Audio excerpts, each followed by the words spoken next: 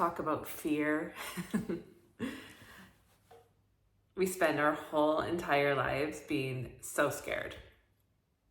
And we lie to ourselves that we're scared. We lie to ourselves that we are scared of people's opinions. We lie to ourselves that we're scared of failure. We lie to ourselves that we're scared of getting absolutely every single thing that we want in our life. We're so terrified, and we spend our entire lives living in fear, which is us living in survival, not thriving. So just take a moment to breathe and realize, again, you're here because something is pulling you in and you are scared. You're scared of yourselves. So let's get back to basics of what you actually are scared of to unlock that within yourself. So we, quote unquote, think that we are scared of all these external things, all this stuff outside of us. But let's roll back to when you were actually born into this body of form. Every single person alive has a unique birth story. Every single person was born into the family of their choosing, their blueprint. It was designed this way so that you could have the journey and the story of your book written the way that it's been written thus far. So just imagine, however it looks like to you, when you were born through your mother, through the being that birthed you, that was an experience as a light. Imagine it as all of the sudden a green stick of light all of the sudden comes through into this timeline of now, you and I looking at each other. If I share my moment of this, because I went back in my work and I was able to relive it, I came in through my mom, and all of a sudden my eyes are looking through my body, knowing I'm back, but terrified that I'm back, because the second you arrive back into this body of form, you forget everything that you are. You forget what you signed up to do. You forget the book that you wrote that you now are about to live out. You forget it all. Yes, you can feel it. Yes, you have moments of remembering it, but instantly from the time you are born into your book, the one that you wrote. And it is up to you from that second you're born to, first of all, remember all the pages you've already written. And then when you get through that book, all of the sudden you rewrite the one that you came here to do. That is why you're here. We spend our entire lives playing out the script and the story that we wrote for ourselves so that we could learn, reverse, and awaken to the truth of who we are, which is the light that came into this body of form. When you get to that point in your journey, all of the sudden you have that choice point to relive out the book that you have been scared of and that you have written for yourself, or I call it the pop through into the new version, the truthful version of you that is writing its pages, that is not scared because you understand yourself and you understand who you are from the inside out, and you hold the new book inside of you this entire time. You just were programmed by your own doing to live out this other book so that you could transmute it, so that you could burn the pages of it, and also keep the wisdom and the knowledge from it that will help you become who you are. So if you want to know what you're scared of this. You're scared of a life outside of the book that you've been living. You're scared of a life outside of the pages. You are scared that you are wrong. You are scared that this book over here isn't going to happen. You are scared that you don't know how to write it. You are scared of your motherfucking self. Take that in.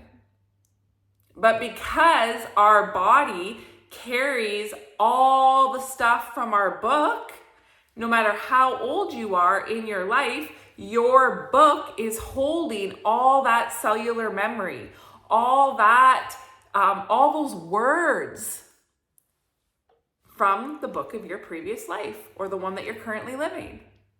So we spend majority of our lives trying to unwind this book that we've written for ourselves.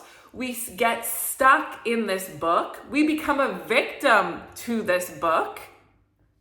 We abuse ourselves. We abuse others around us, and we live in what I call, and so many other people know this imagery, the victim, rescuer, abuser triangle. The victim, rescuer, abuser triangle sits right here in your body. So if you're female, imagine the base of the triangle is sitting in your left and your right ovary and then moving up. That triangle pings at your wounds. And you cycle in this triangle over and over and over again. Victim, rescuer, abuser, victim, rescuer, abuser. You point the fingers at everybody else because you don't want to admit that you are the creator of your life and that you wrote this book for yourself. So it's easier to blame everybody else and just surrender to the fact, well, this is life. I don't have anything to offer. I don't know what I'm here for. X, Y, and Z. Just surviving through your life. And that victim, rescuer, abuser triangle is a state of being. In the middle of that triangle is that big kahuna word, fear. If you are in fear, you live from this triangle. The work, the changes, what we are here to do as a humanity, as society now, is move outside of this triangle. Understand our wounds, consciously see and apply consciousness to it to all of a sudden move up to the other triangle, which is fear, doubt, hesitancy. And fear, doubt, hesitancy will sit up here in your chest, and underneath it is where your program sits. Your program, whole panel, if you imagine yourself as a computer, is sitting right here. The program then moves up into your head, which then causes you to go onto loops and listen to a voice that isn't you. That voice in your head that's a fucking asshole, that's constantly narrating your life. Notice it right now. As you look at me, is that voice saying something about me? Is that voice saying something to you about you? Notice it. That voice will always shit talk. It is the worst friend that you could ever have. And that voice literally sits here and tells you all the bullshit and tries to keep you stuck in this old book so that you don't believe that you can write this new one. This voice will tell you you can't. This voice will tell you that your dreams are bullshit. This voice will pick apart your physical fucking appearance like it doesn't have anything else to do. It will talk about the hairs that are loose, or the shine on your face, or the pimple that you have, or the, neck things, or whatever it is. It will go on and on and on and on and on and on. Why? Because if you listen, then you don't do. This body is just where you live. It doesn't fucking matter. It is here to help you express. It is here to help you live. It is here to help you feel.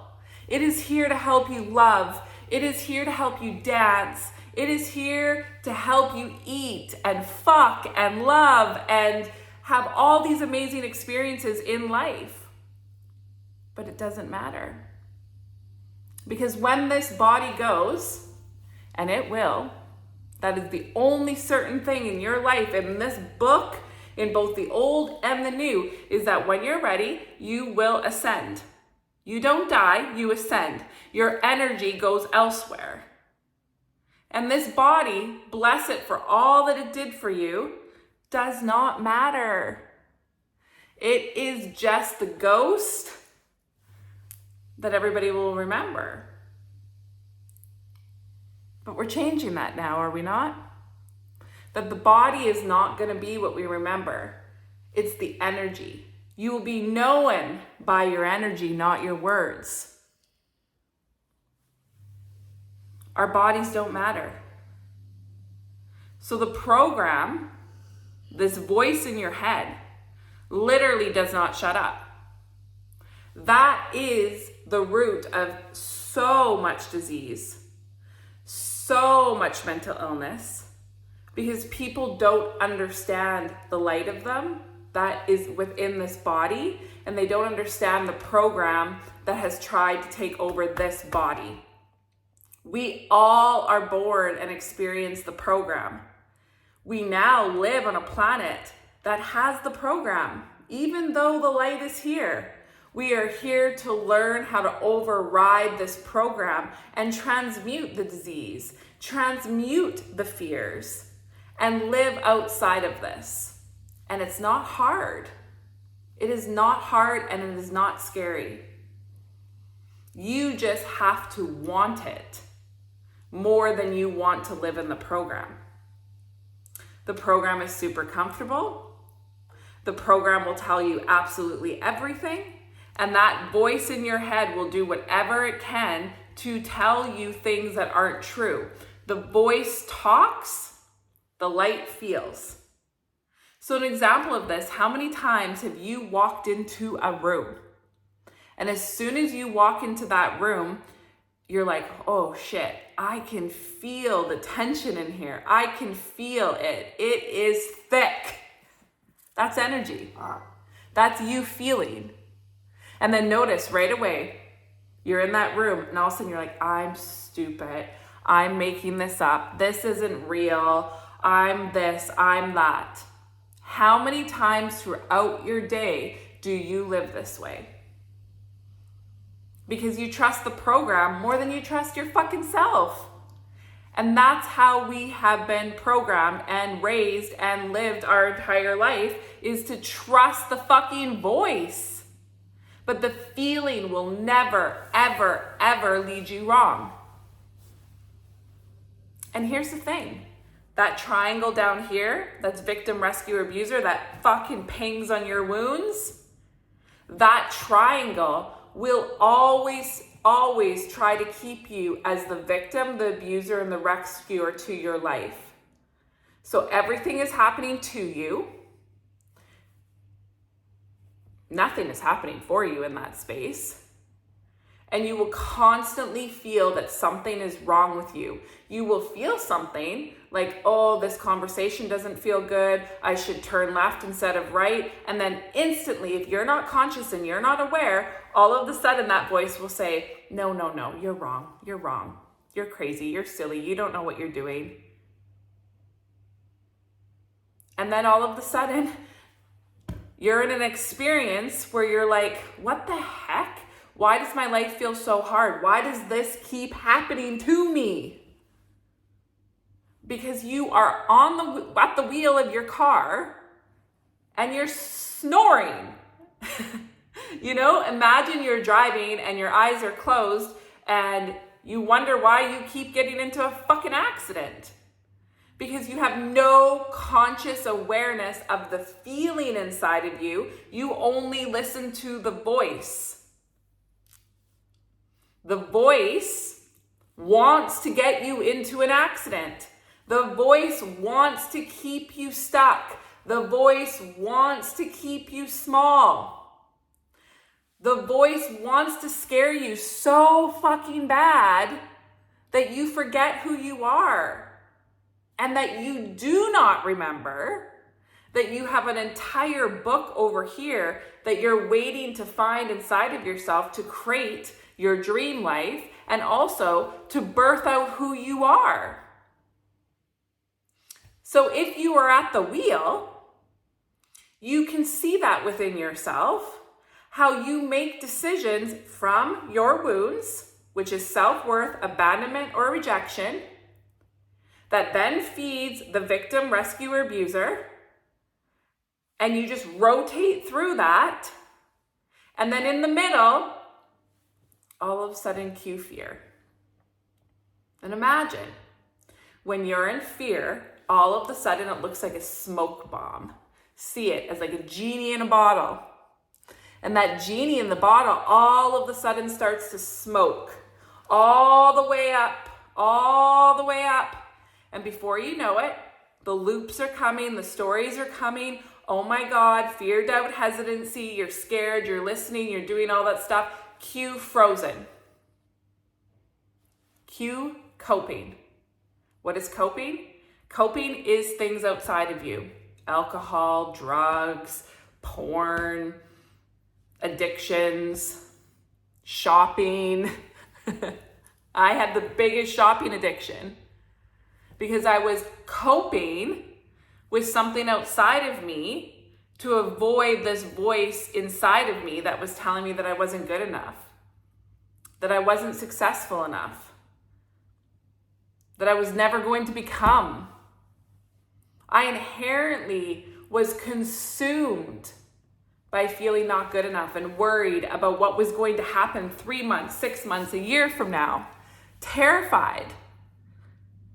So I did everything outside of me to try and give me relief. And how'd that work? It didn't. It didn't. I just got sicker and sicker and more depressed, more unhappy. I would post on social media and try to be inspiring and empowering. And then the second I did it, I would rip the pictures apart. I would judge myself. I would cry all the time. I would never, ever in a million fucking years sit here right now and do a YouTube video. I wouldn't even be able to handle it because I'd be staring at myself, which right now I didn't even do my hair to come on because I don't fucking care. And that comes from work. That comes from literally looking at myself and healing all those aspects inside of me that told me that I wasn't good enough, that I have nothing to offer the world, that my hair actually fucking mattered, or my weight, or my face. Because that does not define our worth. But until you actually go like this, and cellularly, and then consciously do the work, you won't believe it. You'll just use the words, but you won't actually believe it. And then you'll constantly live down here in your stomach. And you'll constantly live in that stomach space and looking at everybody else's life and wishing that it was yours. And swallowing down pills constantly, trying to tell yourself that you've got it under control. You are worth so much more. And fear is a disease. Fear is the epidemic on this planet. Fear is an energy all itself. But the amazing thing is you know how to override it. You know how to create your life. Because you wouldn't have been born. And you certainly wouldn't be right here, right now, listening to me. You just forgot.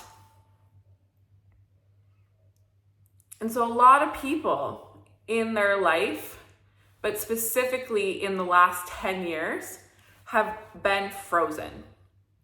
So I really want you to understand and feel this within yourself, that what is happening right now and into the remainder of the year is an unthaw.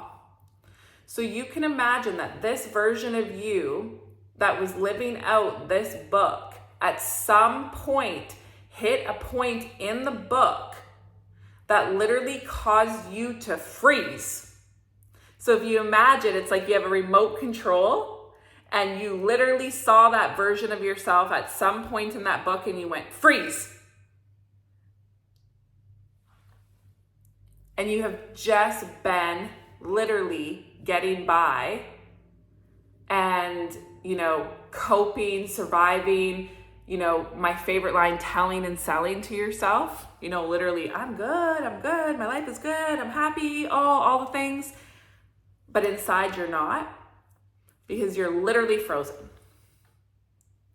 And in my world, a lot of people have been frozen when they made choices in that book where they could have pivoted to their new book. So now they're beginning to have their unthaw. That is a humanity-wide unthaw that's happening. What happens with this unthaw? All of a sudden you wake up. Your eyes, your body, your feeling, all of a sudden information is starting to come to you. Things are starting to click. It's like literally you were frozen, snoring over here for say 5 years, and then all of a sudden today your thaw started to happen and you're like, oh wow, okay, what the heck is going on? Okay, I'm married, I have kids, I'm in this job, I'm this, I'm that. And all of a sudden, everything that you couldn't process in that time period is moving through your body cellularly now. A waterfall is internally happening. That waterfall is catastrophic and catalytic to you. It will change your life if you understand the waterfall, if you energetically do something about the waterfall. This momentum will literally plop you over here into the writing of your new book. Now, if you avoid this waterfall, if you don't understand this waterfall, if you all of a sudden feel yourself all of a sudden being like, I have this disease or I have this sickness, and you're labeling yourself and you're feeling frustrated and you're feeling overwhelmed and you're feeling just internally, okay? Not what the voice is saying. The voice will tell you you're great. Internally, how do you feel?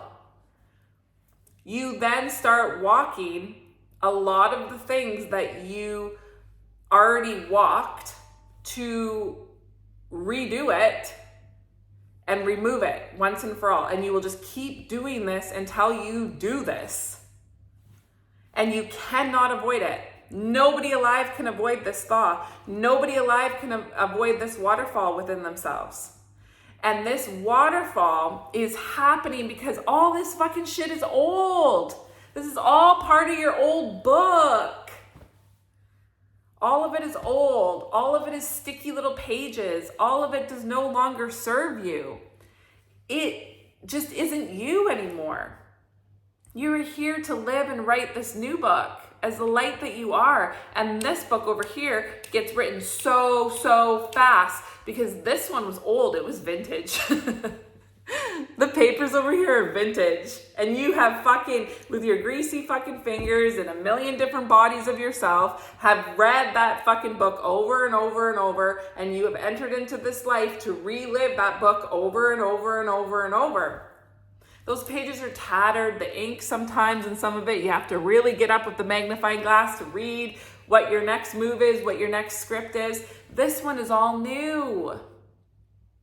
And you can write it so fast because you're remembering who you are from the inside out. What took you, say, 40 years over here in linear time in your human life, over here literally can take you a year. 2 years max, I'm hearing. To create. That's what we're here for. This thaw was not going to happen anytime sooner than what it has. So notice if you're like, well, God, I wish I would have, known this book 10 years ago, 5 years ago, 20 years ago. Wouldn't have happened. Wouldn't have happened. The world wasn't ready for you. It could not have happened. The world did not want you like it wants you now.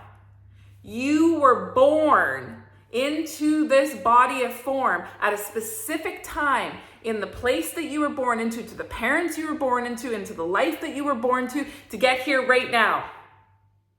So that you could have walked this book, seen it for what it was, had all the wisdom, had all the knowledge, had, your highs, your lows, your fears, your sadness, your losses, your traumas, all of that, to all of a sudden get here, walk through the door inside yourself and write the new book. And then be the example as the new library on planet Earth is written. And you're writing that book to put into that library. And what does that mean? It means that you could still be the best doctor, the best nurse, the best hairdresser, the best barista, the best janitor. But when you are those things, you are doing them from the inside out, meaning you are not the janitor, you are not the doctor, you are not the nurse. You are the light, and those are things that your body expresses and does while you're being yourself. Free of fear, free of being a victim, free of being an abuser, and free of trying to rescue. Over here, this is the book, this is the world that we are creating, that we are now living in. And it's not hard. If the mind is trying to understand it, what is that, everybody? That's the computer program. Fuck the computer program. Your Oregon Trail with the floppy disk. We've moved on. We see you. Gigs up. So fear, it is not fucking real. Fear is an energy. See it as flies all around your body. You can swat the flies, but nobody's ever taught you how to do it. And nobody's ever believed in you to do it. So what do? We do what everyone else has done in life. Fucking be scared. Literally be scared. Because if you look around, this is one of my favorite lines that I used to say in my old life. I would say, look around in your life. See who inspires you. Whose life inspires you? Who do you want to live like? Who do you want to be like? And chances are, for a majority of us, we would look and we'd be like, well, I am it. That was the story of my old book. I was like, I searched and searched and searched for somebody like me my entire 20s. When I had my corporate jobs and everything, I'd literally sit in people's office and be like, well, I think I'm going to move to London or Vancouver and work in fashion. I just want to be around people who are like me. But I only thought at that time, because I was at the wheel snoring, that meant other people who liked fashion, other people who liked interior design. What I didn't know at the time was I wanted to be around other people who wanted to live from their light, who did not want to live trapped in the dogma and the stories of fear. I wanted people who could sit across from me and be so fucking excited for who they were and who they were becoming, not sitting around and talking about people. And we all are guilty of that. We've all lived a life when our entire connections and our entire life was talking about people and gossip and putting other people down to make ourselves feel better. Why? Because we were pained in our wounds, living in victim, rescuer, and abuser. Talking about other people, gossiping, is literally you being the abuser to then be the victim. We all do it until we don't. We want substance. What is substance? Substance is living a life of integrity, of personal accountability and responsibility. The world that is rising out of this book into the new one really, really, really, really loves the words. Really loves to say the words, but not live the embodiment of them. Because the words mean shit. And the program has all the words now. You'll see it. Lots of things that I teach on, lots of things that I talk about, you'll see the world talk about it. But they'll use it to sell. They'll use it to create fear. Isn't that crazy?